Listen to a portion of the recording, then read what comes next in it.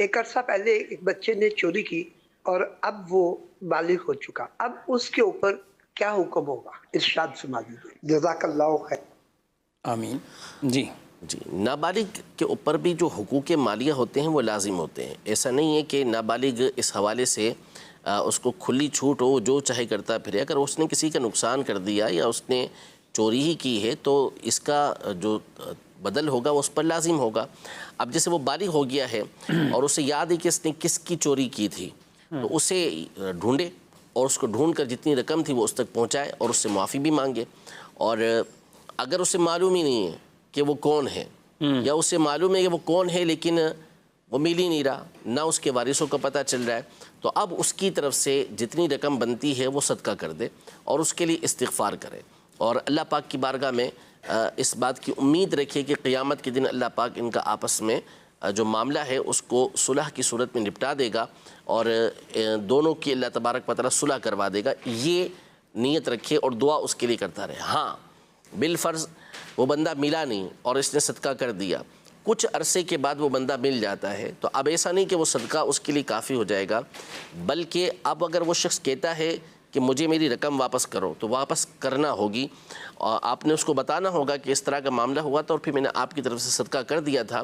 اب وہ کہتا ہے کہ نہیں مجھے تو میری رقم چاہیے، تو پھر آپ کو اس کو رقم دینا پڑے گی۔ ہاں اگر وہ خود سے راضی ہو جاتا ہے کہ ٹھیک ہے جو آپ نے صدقہ کیا ہے اس کو میں بھی نافذ کرتا ہوں، تو ٹھیک ہو جائے گا، لیکن بہرحال خلاص ہی نہیں ہے، جو رقم آپ نے لی ہے اس کو بہر صورت آپ نے دینا تو پڑے گا۔ مالک ملتا ہے تو مالک تک، مالک نہیں ملتا اس کے ورثہ نہیں ملتے تو پھر آپ اس کی طرف سے اللہ کی راہ کے اندر اسے صدقہ کر دیں گے۔ اچھا، چوری کا معاملہ اگر یہ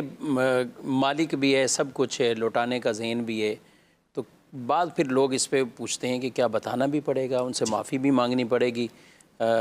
اب اس میں مختلف صورتیں ہو سکتی ہیں، لیکن ایک اوورال کیا کہیں گے؟ ہاں، اس میں دیکھیں اگر تو اس بات کا اندیشہ ہے کہ اس کو بتائیں گے تو وہ عزت خراب کرے گا، یا ممکن ہے کہ وہ پولیس کیس کروا دے اور اس طرح کے مسائل کھڑے ہو جائیں گے، تو پھر اس صورت میں یہ بتانا لازم نہیں ہے کہ یہ چوری کی رقم ہے، بلکہ کوئی بھی ایسی بات کہہ سکتا ہے کہ ایک عرصہ دراز پہلے یہ رقم آپ کی میرے پاس رہ گئی تھی، یا میں نے لی تھی آپ سے ادھار، یا ادھار نہ بولے، یہ رقم آپ کی تھی میرے پاس، میں دینا بھول گیا تھا آپ کو، تو ان الفاظ کے ذریعے سے جو ہے وہ ان کو واپس کر دے اور معافی بھی مانگ لے کہ میں نے آپ کو رقم پہنچانے میں تاخیر کی ہے۔ اس کو یہ بولنا ضروری نہیں ہے کہ رقم میں نے آپ کی چوری کی، اجازت کے بغیر یہ اس طرح لیے۔ جی۔ اور اگر اسے پتہ ہی نہیں ہے کسی طرح کا، پھر بھی اسے بتانا پڑے گا، مطلب اب اس کو پتہ ہی نہیں ہے کہ میری رقم کس نے لی، کیسے لی،